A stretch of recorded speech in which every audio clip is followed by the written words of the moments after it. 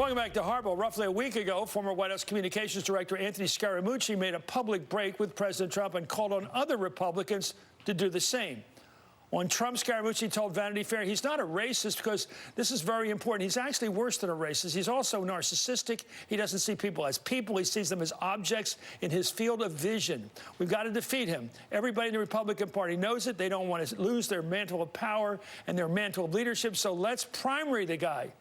And he's not the only one. Omarosa Manigault-Newman, former senior White House official who has known the president since 2003, has said that President Trump is unfit to be president. And J.W. Verrett, a former Trump transition member, called for impeachment proceedings to begin after reading the Mueller report. Well, you're ready. Good for you, sir. And they're all going to join me now, and they all have joined me. So let me go to Scaramucci. Sir, Anthony, it's always great to have you on this show. Give us... I've been to a lot of occasions where people want to hear what it's like behind the scenes, not what people say on television. So can you give us a sense, like you're a movie director, tell us what's it like to be with Trump. What's he like when you're talking turkey with him, when you're talking what you're going to do that day, what you're up to, who you're against?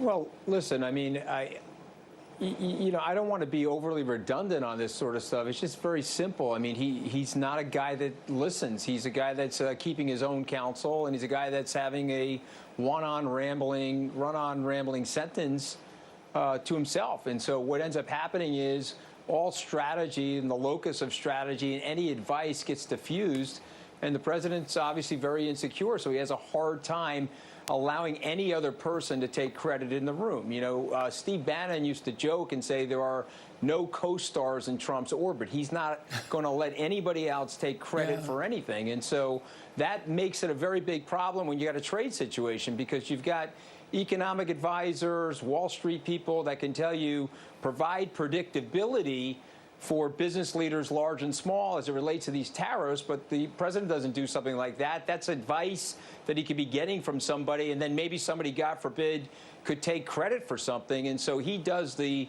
Trump tariff roulette, and the ball's spinning all over the place, and now investment capital is down in the first and second quarter, will likely be down in the third quarter. So that's sort of what goes on behind the scenes. And so, and again, everybody knows it.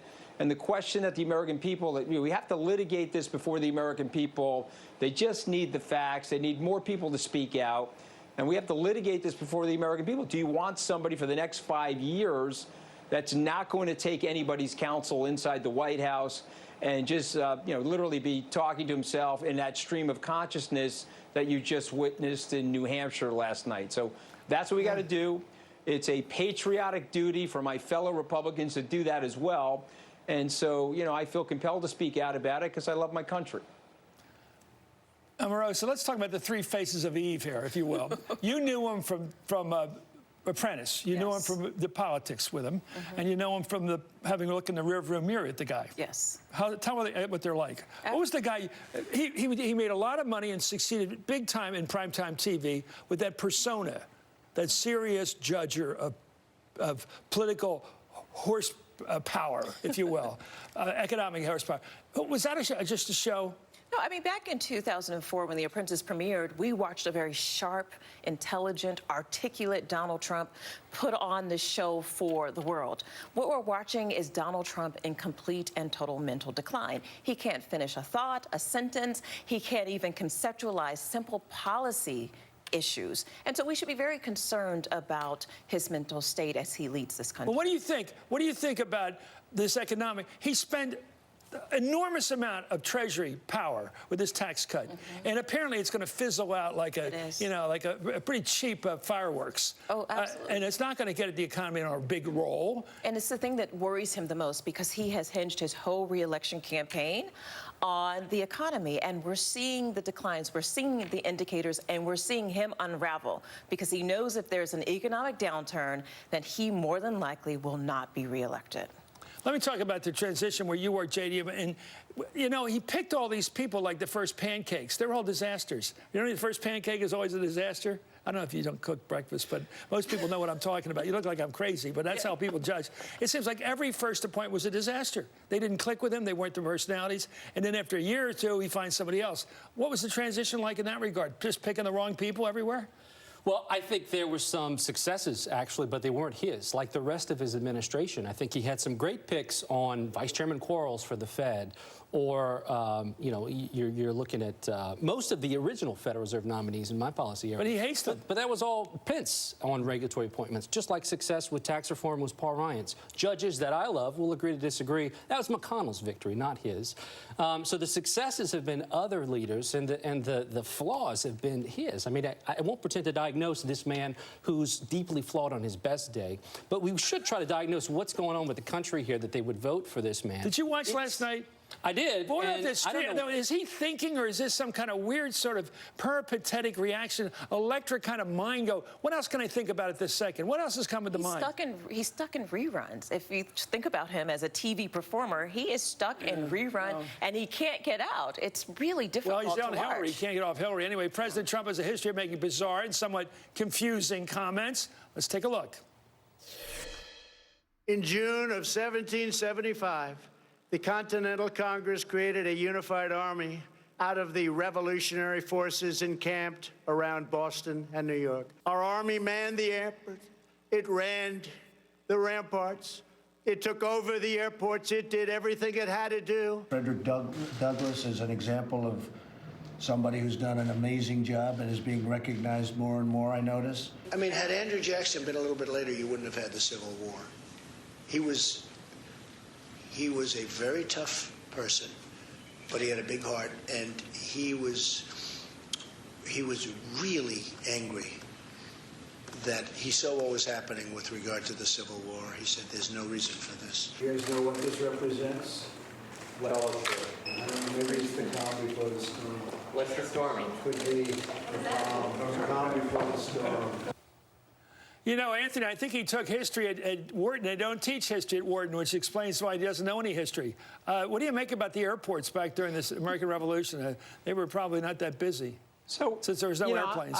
Look, I'm not here to just perpetually bash him. I would give him a pass on that because he probably has a hard time reading the prompter, and so that I'll give him the pass on that. But what I won't give him a pass on is drawing the historical context to policy. And what I won't give him the pass on is the demagoguery. And so if you really understood history and leadership and what happens to demagogues, Chris, they flame out.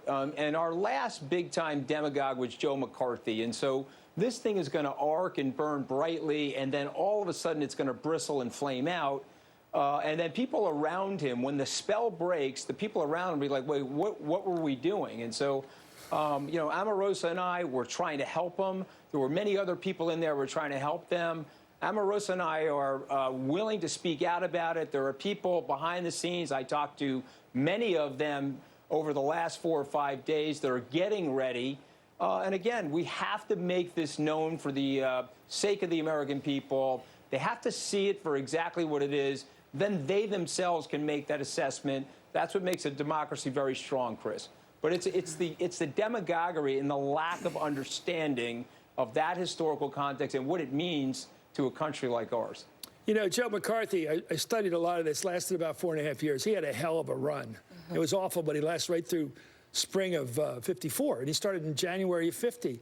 How long is this president's demagoguery going to succeed? Because I noticed the demagogues, the good ones, tend to build things. The real populists, like Huey Long, Hitler, they build stuff. This guy's not building anything.